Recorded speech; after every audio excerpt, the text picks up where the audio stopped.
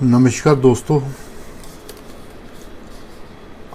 आज मैं सिर्फ बटवाल कम्युनिटी से रिलेटेड ही वीडियो लेके हाज़िर नहीं हुआ हूँ, बल्कि एक जनरल वीडियो लेके आपके सामने हाज़िर हूँ। और मेरा आज का जो विषय है वो है RIP। तो सबसे पहले तो मैं ये बताऊं, जैसा कि आप समझते हैं कि कोरोना की दिन ब दिन जो है वो ट्रेंड जो है वो अपवर्ड चल रहा है। अभी तक डाउनवर्ड ट्रेंड जो है वो सुनने को नहीं मिला है। तो मैंने पहले भी कुछ वीडियो में जिक्र किया है, बराए मेहरबानी आप लोग जितना अपना ध्यान रख सकते हैं वो रखें, क्योंकि आज ही हमने अपनी बरादरी का एक जाना माना जो एक लीडर था वो खो दिया हमने, श्री ओम प्रकाश कैद जी लुधियाना से। आप लोग आज सुबह से फेसबुक पे देख ही रहे होंगे, और उनके 2-3 मेंबर भी पॉजिटिव हैं। तो ये एक बहुत बड़ी समस्या है। तो आप लोग अपना ध्यान रखिए।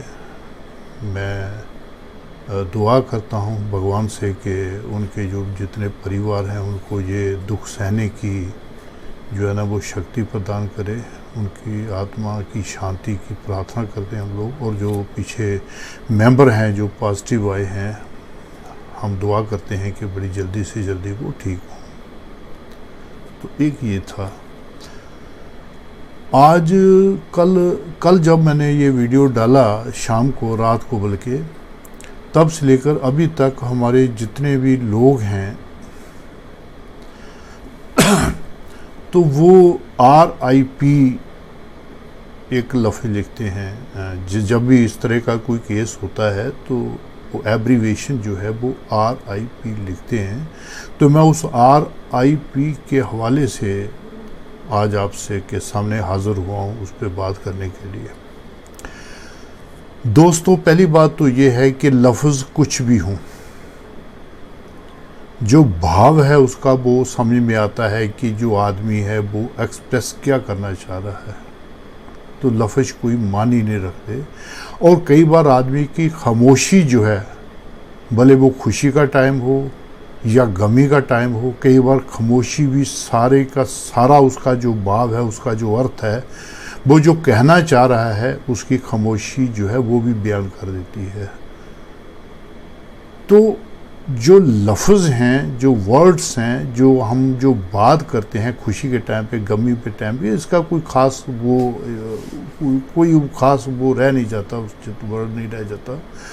तो एक्सप्रेशन जो है वो कई तरह से हो सकते हैं। तो RIP में जिस ढंग से हम इसको लेते हैं तो उसमें कोई प्रॉब्लम नहीं है। अंडरस्टूड है कि हम क्या कहने चाह रहे हैं। कोई बेचारी किसी की डेथ हो गई है, मैसेज आ जाता है, हम RIP लिखते हैं तो भाव समझ आता है कि भाव है क्या।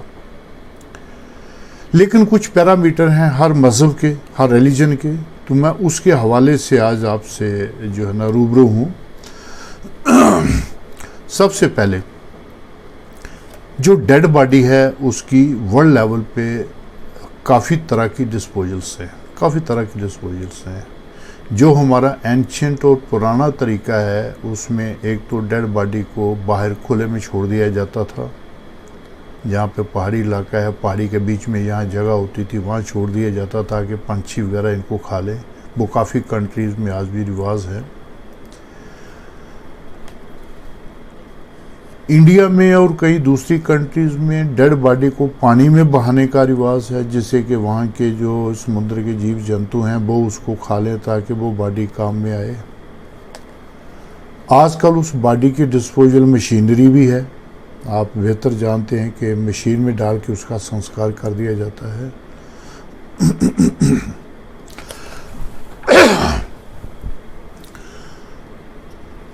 अगर हम अपने मुल्क के हिसाब से देखें तो यहाँ पे 2 तरह के जो बॉडी की डिस्पोजल है वो 2 तरह की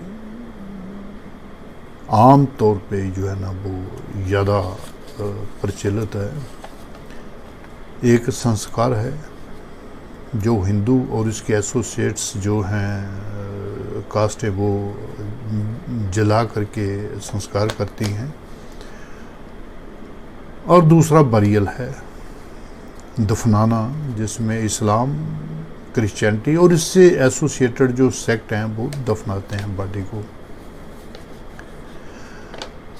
अब रिलीजियस के तौर के हिसाब से देखें तो इन दोनों टाइप की जो मान्यताएं हैं, जो पीछे बैकग्राउंड है इसकी, जो आइडियालॉजी है, वो दोनों डिफरेंट हैं। हालांकि मरने के बाद क्या होता है किसी को कुछ पता नहीं है, लेकिन अब रिलीजियस तौर पे, मजहबी तौर पे कुछ ना कुछ मान्यताएं हैं, तो हमें उनको लेके ही चलना है। तो सबसे पहले मैं इस्लाम की बात करूंगा। तो इस्लाम में क्या है कि जब आदमी की डेड बॉडी जो है वो दफनाई जाती है, तो उनके अकीदे के मुताबिक एक दिन क़यामत का दिन आएगा, जिसे अंग्रेज़ी में डे ऑफ जजमेंट कहा जाता है। सवा नेजे पे सूरज आ जाएगा और ये जितने लोग आज तक मरे हुए हैं वो सारे उस दिन जीवित हो जाएंगे, और फिर उनका हिसाब किताब जो है वो जो खुदा है वो करेगा, और जिनके कर्मों के हिसाब से उनको किसी को जन्नत, किसी को दोजख या जो भी वहाँ होगा वो किया जाएगा। और जब तक क़यामत नहीं आती है तब तक ये सब लोग वहाँ रेस्ट करते रहेंगे अपनी अपनी कब्रों में। ये इस्लाम है। हिंदुइज्म में क्या है कि उनका बेसिक प्रिंसिपल आप जानते ही हैं, एज पर गीता या जो भी हिंदू शास्त्र हैं उनके मुताबिक दो ही तरह की डिस्पोजल है। एक तो संस्कार हो गया, और संस्कार के बाद उनकी जो आइडियालॉजी है कि भाई एक तो मोक्ष प्राप्त हो गया, जन्म और मरण के जो दुख हैं उससे वो टोटली जो आत्मा है वो आज़ाद हो जाती है। और दूसरा एज पर गीता, वो जो आत्मा है वो अपना वस्त्र चेंज करती है, यानी कि वो एक बॉडी से निकलती है और दूसरी बॉडी में प्रवेश कर जाती है। ये उसका हिंदुइज्म का जो बेसिक प्रिंसिपल है वो ये है। या तो मोक्ष, मुक्ति हो गई आत्मा की जन्म मरण से, तो या फिर वो एक बॉडी से निकल करके दूसरी बॉडी में चली जाती है। ये हिंदुइज्म है। तो ये बेसिक दोनों का जो है ना वो फ़र्क है आइडियालॉजी का। तो अब जब हम किसी हिंदू की मौत के ऊपर दुख का इजहार करते हैं तो हम क्या करते हैं कि हम कहते हैं कि इसकी आत्मा को मोक्ष मिले। मेन यही करता है कि इसकी आत्मा को मोक्ष मिले, जन्म मरण के दुखों से आज़ाद हो जाए, ये हमारी प्रार्थना होती है। अब RIP का मतलब है rest in peace. Rest in peace का मतलब ये है कि भाई आप अपनी कब्रों में बड़े इत्मीनान के साथ बड़ी शांति से रेस्ट करें। कब तक? जब तक आपको दोबारा से आपका हिसाब किताब नहीं होता है, द डे ऑफ जजमेंट, जब क़यामत का दिन आता है।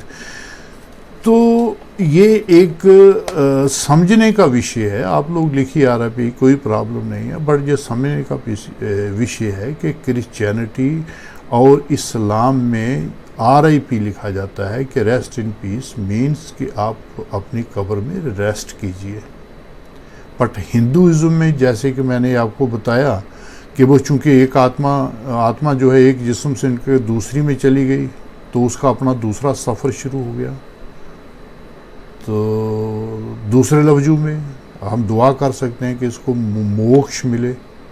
बट रेस्ट इन पीस जो है ये एक लफ्ज़ जो है, अगर हम आइडियालॉजी के हिसाब से देखें, रिलीजन आइडियालॉजी के हिसाब से देखें, तो इस पे आप लोगों को थोड़ा ये देख लीजिएगा। जो मैंने आपको अपने जो मुझे विचार है, बल्कि काफ़ी अगर आप हिंदू स्कॉलर जो हैं, जो हिंदुइज्म को जानते हैं, अगर उनसे भी बात करेंगे जिनको इसकी नॉलेज है, तो वो ये भी आपको यही जो मैंने आपको बताया है इस तरह की बात आपको बताएंगे।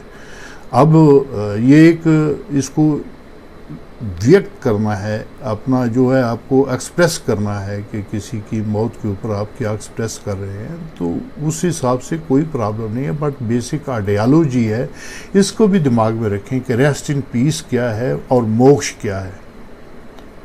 तो अगले वीडियो में फिर आपसे मुलाकात होगी, तब तक के लिए नमस्कार।